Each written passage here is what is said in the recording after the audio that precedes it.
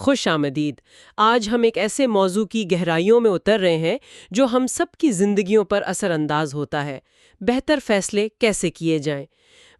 وہ فیصلے جو ہمیں پچھتاوے کی طرف نہیں بلکہ آپ کہہ لیں اطمینان کی طرف لے جائیں۔ جی بالکل۔ ہمارے پاس ایک آڈیو کتاب کے کچھ حصے ہیں جو دانشمندانہ فیصلہ سازی کی حکمت عملیوں پر روشنی ڈالتے ہیں۔ آج کا مقصد صرف ان نکات کو جاننا نہیں بلکہ یہ سمجھنا ہے کہ انہیں اپنی روزمرہ زندگی میں کیسے استعمال کیا جائے تاکہ ہم زیادہ واضح اور بامقصد انتخاب کر سکیں۔ تو آئیے اس اہم ہنر کی پرتیں کھولتے ہیں۔ یہ واقعی ایک بنیادی مہارت ہے۔ اکثر لوگ زندگی میں اس لیے پیچھے نہیں رہ جاتے کہ ان میں قابلیت یا وقت کی کمی ہوتی ہے، بلکہ اس لیے کہ وہ جلد بازی، دباؤ یا الجھن میں ایسے فیصلے کر لیتے ہیں جو ان کی اصل خواہشات یا اقدار سے میل نہیں کھاتے۔ اچھا۔ وہ بعد میں سوچتے ہیں کہ مجھے پتا تھا یہ غلط ہے یا کاش میں نے تھوڑا سوچ لیا ہوتا۔ تو یہ ذرائع ہمیں ان لمحات کو پہچاننے اور ان سے بہتر طور پر نمٹنے میں مدد فراہم کرتے ہیں تاکہ فیصلے رد عمل کے بجائے سوچ سمجھ کر کیے جائیں۔ تو پہلا قدم جو ان ذرائع میں بار بار سامنے آتا ہے وہ بظاہر بہت سادہ لگتا ہے، رفتار کم کرنا، یعنی فیصلہ کرنے سے پہلے ایک وقفہ لینا۔ جی۔ ذریعہ کہتا ہے کہ زیادہ تر ناکامیاں کوشش کی کمی کی وجہ سے نہیں ہوتی بلکہ ان فیصلوں کی وجہ سے ہوتی ہیں جو ہم افراتفری میں کرتے ہیں جب دماغ صاف سوچنے کے قابل ہی نہیں ہوتا۔ بالکل، اور اس کی ایک نفسیاتی وجہ بھی ہے۔ جب ہم دباؤ یا جلدی میں ہوتے ہیں تو ہمارا اعصابی نظام جو ہے وہ بقا کے موڈ میں چلا جاتا ہے۔ بقا کے موڈ میں؟ اچھا۔ جی، اس حالت میں دماغ کا مقصد بہترین حل تلاش کرنا نہیں ہوتا بلکہ تیز ترین راستہ اختیار کرنا ہوتا ہے۔ یہ وہ لمحہ ہے جب ہم جذباتی یا آپ کہہ لیں غیر منطقی فیصلے کر بیٹھتے ہیں جن کا خمیازہ بعد میں بھگتنا پڑتا ہے۔ ماخذ اسے طوفان میں بغیر ہیڈ لائٹس کے تیز رفتاری سے گاڑی چلانے کے مترادف قرار دیتا ہے۔ آپ صرف اندازے لگا رہے ہوتے ہیں۔ یہ تمثیل تو بہت طاقتور ہے۔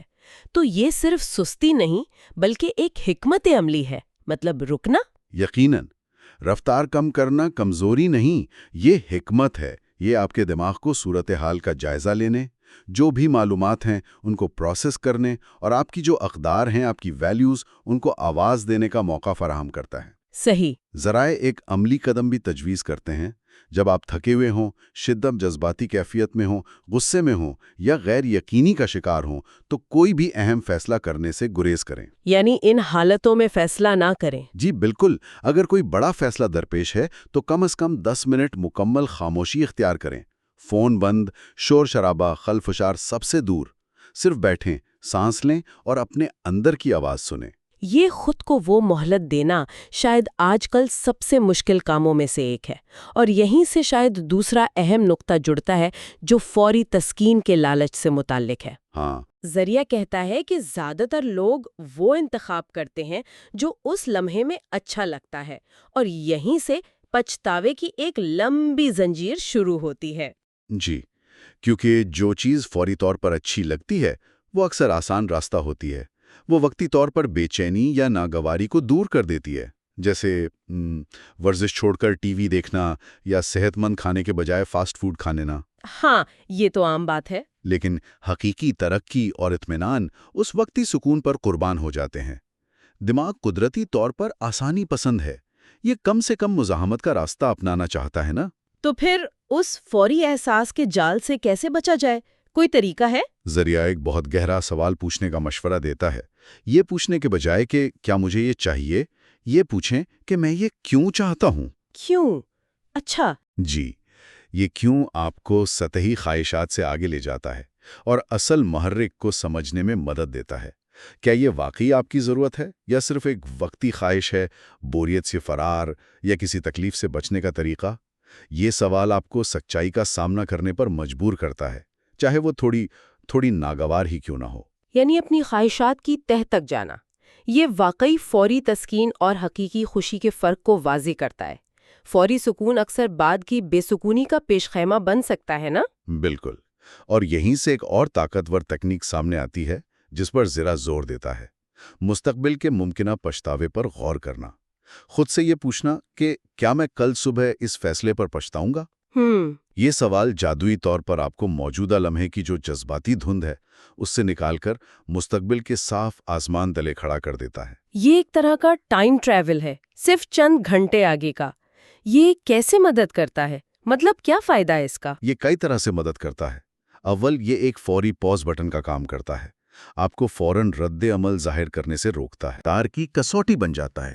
جب لمحے کا شور اور جذبات تھم جاتے ہیں تو آپ کی اصل ترجیحات واضح ہو جاتی ہے۔ یہ خود اعتمادی پیدا کرتا ہے۔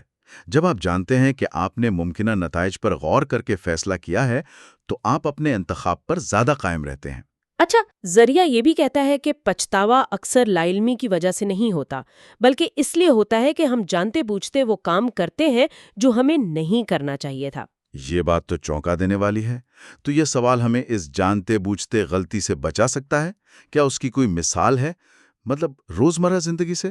بالکل، جیسے کسی دوست کے دباؤ میں آ کر کوئی ایسا کام کرنا جو آپ نہیں کرنا چاہتے، یا غصے میں کوئی ایسی بات کہہ دینا جو آپ کو نہیں کہنی چاہیے۔ ہاں، ہوتا ہے۔ اس لمحے شاید یہ آسان لگے، لیکن کیا میں کل اس پر پچھتاؤں گا کا سوال آپ کو روک سکتا ہے۔ ذریعہ بتاتا ہے کہ بعض اوقات مشکل فیصلے جیسے کسی کو نہیں کہنا یا کوئی ناگوار سچ بولنا اس وقت مشکل لگتے ہیں، لیکن اگلے دن آپ شکر ادا کرتے ہیں کہ آپ نے اپنی اقدار پر سمجھوتا نہیں کیا۔ صحیح۔ تو سوال یہ بنتا ہے کہ کیا ہم وقتی آسانی کے لیے مستقبل کا ذہنی سکون قربان کرنے کو تیار ہیں؟ یہ واقعی سوچنے پر مجبور کرتا ہے، اور یہ دباؤ والی صورتحال ہمیں اگلے اہم نقطے کی طرف لاتی ہے: بیرونی دباؤ یا فوری کامیابی کے لالچ پر سچائی کو ترجیح دینا۔ جی، ماخذ خبردار کرتا ہے کہ ہم اکثر فیصلے ڈیڈ لائنز، دوسروں کی توقعات، مقابلے کے خوف یا پھر شارٹ کٹس اور فوری نتائج کے لالچ میں کرتے ہیں۔ یہ شور بمقابلہ سچائی کی جنگ ہے۔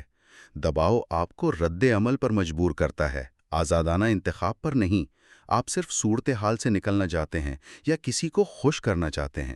دوسری طرف فوری کامیابیاں یا شارٹ کٹس وہ بہت پرکشش لگتے ہیں، کم محنت میں زیادہ نتیجہ، لیکن ان کی بنیاد اکثر کمزور ہوتی ہے اور وہ طویل مدتی کامیابی کے لیے نقصان دہ ثابت ہو سکتی ہیں۔ تو اس شور میں سچائی کو کیسے تلاش کیا جائے؟ سچائی سے یہاں کیا مراد ہے؟ مطلب کیا ہے یہ سچائی؟ سچائی سے مراد وہ انتخاب ہے جو آپ کی گہری اقدار، آپ کی ذات اور آپ کے طویل مدتی مقاصد سے ہم آہنگ ہو۔ یہ وہ اندرونی آواز ہے جو دباؤ اور لالچ کے شور میں دب جاتی ہے۔ اسے سننے کے لیے آپ کو پھر سے وہی کرنا ہوگا، رفتار کم کریں، غور کریں اور خود سے پوچھیں، کیا یہ فیصلہ واقعی میرے لیے سچ ہے؟ کیا یہ میری اقدار سے مطابقت رکھتا ہے؟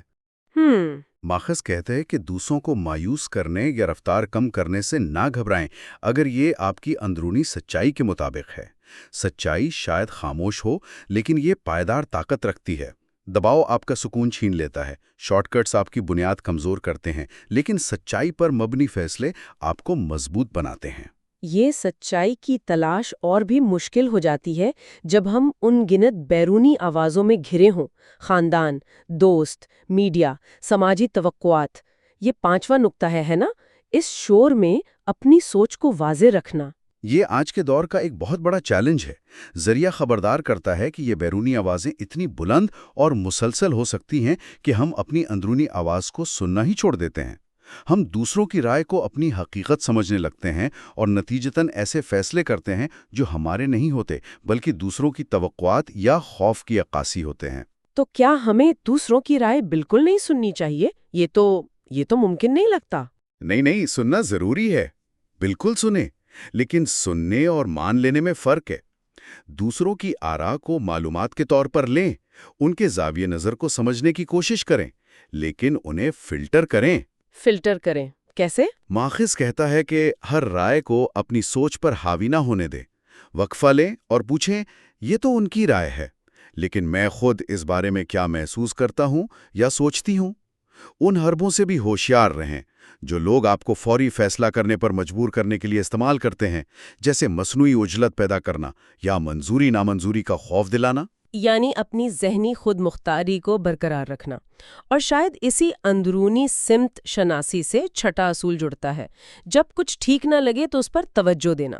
یہ گٹ فیلنگ یا اندرونی احساس کے بارے میں ہے۔ بالکل، ماخذ جسم کے لطیف اشاروں، سینے میں کھچاؤ، معدے میں بے چینی، آواز میں ہچکچاہٹ، کسی کام کو شروع کرنے سے پہلے ایک انجانا سا بھاری پن، ان سب کو ایک اندرونی انتباہی نظام کہتا ہے۔ اندرونی انتباہی نظام؟ دلچسپ۔ جی، یہ صرف وہم نہیں بلکہ جسمانی ذہانت یا وجدان ہے۔ یہ آپ کا لاشعور ہے جو شعور سے زیادہ تیزی سے خطرے یا عدم مطابقت کو بھانپ لیتا ہے۔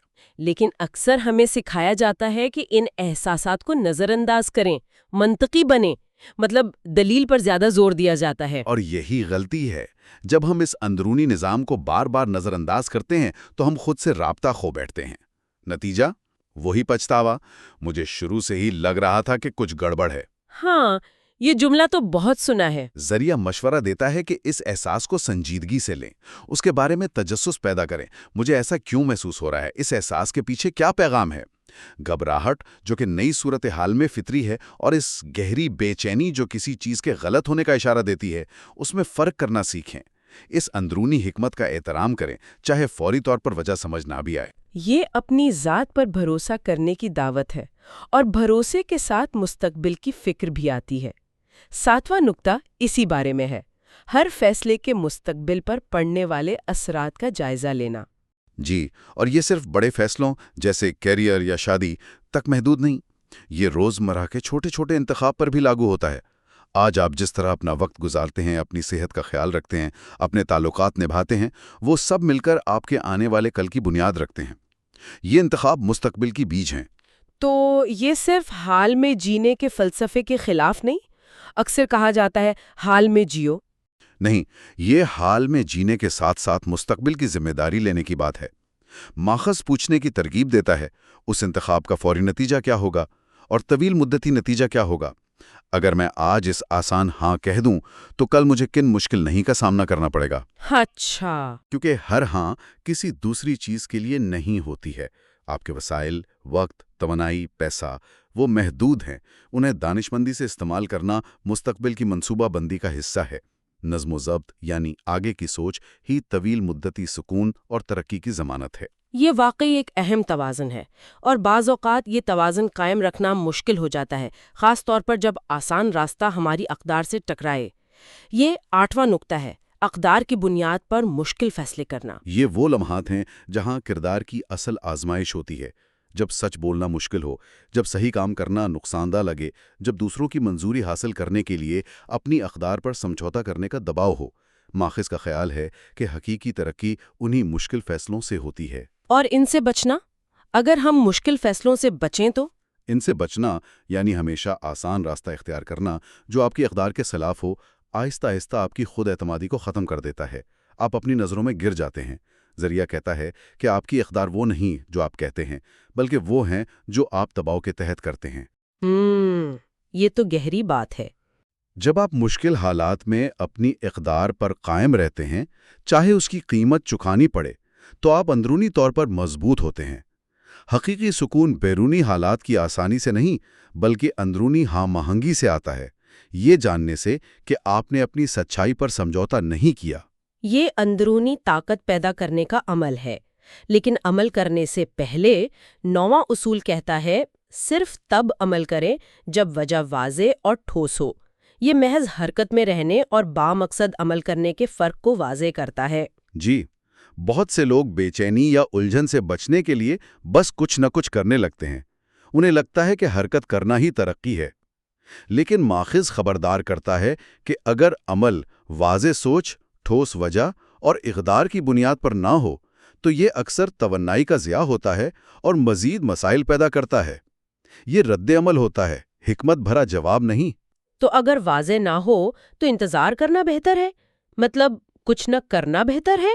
بالکل، وضاحت کا انتظار کرنا کمزوری نہیں، طاقت ہے۔ یہ کہنے میں کوئی حرج نہیں کہ مجھے سوچنے کے لیے وقت چاہیے یا میں ابھی اس پر غور کر رہی ہوں۔ وضاحت خاموشی، غور و فکر اور یہ سمجھنے سے آتی ہے کہ آپ یہ قدم کیوں اٹھا رہے ہیں۔ جب آپ کی کیوں واضح اور مضبوط ہو تبھی آپ کا کیا اور کیسے مؤثر ہوگا۔ بغیر واضح وجہ کے عمل کرنا اندھیرے میں تیر چلانے کے مترادف ہے۔ اور آخری نقطہ 10واں اصول شاید سب سے زیادہ عملی ہے، اپنے طرز عمل کو درست کرنا۔ یہ ان بار بار دہرائی جانے والی منفی عادات یا سوچ کے انداز پر توجہ مرکوز کرتا ہے جو ہمیں ایک ہی جگہ پھنسائے رکھتے ہیں۔ ذریعہ کا ایک بہت اہم پیغام ہے۔ زندگی کسی ایک بڑے ڈرامائی فیصلے سے نہیں بدلتی، بلکہ ان چھوٹے روزمرہ کے ٹوٹے ہوئے طرز عمل بروکن پیٹرنز کو پہچاننے اور ٹھیک کرنے سے بدلتی ہے۔ یہ وہ لاشعوری اسکرپٹس ہو سکتے ہیں جو ہمیں بار بار ایک ہی طرح کے غیر صحت مند تعلقات، مالی مشکلات یا کیریئر کے جمود کی طرف لے جاتے ہیں۔ ان پیٹرنز کو کیسے توڑا جائے، یہ تو بہت مشکل لگتا ہے۔ پہلا قدم آگاہی ہے۔ وہ کیا چیز ہے جو میں بار بار کرتی ہوں جس کا نتیجہ ہمیشہ منفی نکلتا ہے؟ دوسرا قدم ذمہ داری قبول کرنا ہے، یعنی بیرونی حالات کو الزام دینے کے بجائے یہ تسلیم کرنا کہ اس پیٹرن میں میرا بھی کردار ہے۔ اچھا۔ تیسرا اور سب سے مشکل قدم نظم و ضبط اور تکرار ہے، یعنی شعوری طور پر اس پرانے طرز عمل کو روکنا اور اس کی جگہ ایک نیا صحت مند طرز عمل اپنانا، چاہے وہ شروع میں کتنا ہی مشکل یا غیر فطری لگے۔ ہدف کمال حاصل کرنا نہیں، بلکہ مسلسل بہتری ہے۔ اپنی سوچ اور عمل کے انداز کو بہتر بنانے سے ہی حقیقی وضاحت اور طاقت آتی ہے۔ تو اگر ہم ان تمام نکات کو یکجا کریں تو یہ واضح ہوتا ہے کہ دانشمندانہ فیصلہ سازی کوئی راز نہیں، بلکہ مختلف حکمت عملیوں کا مجموعہ ہے جن پر عمل کرنے کی ضرورت ہے۔ یہ ایک مسلسل سیکھنے اور بہتر ہونے کا عمل ہے۔ بالکل۔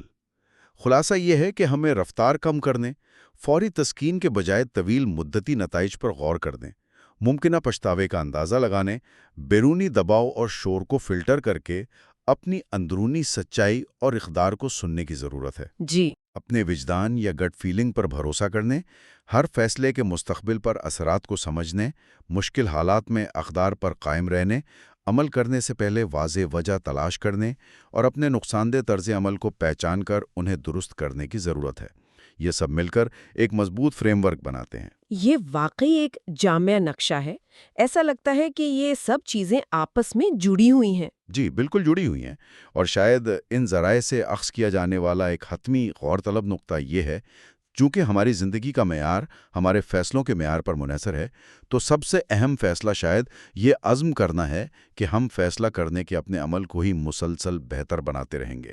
فیصلہ کرنے کے عمل کو بہتر بنانا۔ جی، فیصلہ سازی کو محض واقعات کا ایک سلسلہ سمجھنے کے بجائے اسے ایک بنیادی مہارت کے طور پر دیکھیں جس میں ہمیں زندگی بھر مہارت حاصل کرنے کی کوشش کرنی ہے، بالکل کسی بھی دوسرے اہم ہنر کی طرح۔ یہ واقعی ایک طاقتور سوچ ہے جس پر غور کیا جا سکتا ہے۔ اس گہری اور فکر انگیز گفتگو میں شامل ہونے کا بہت شکریہ۔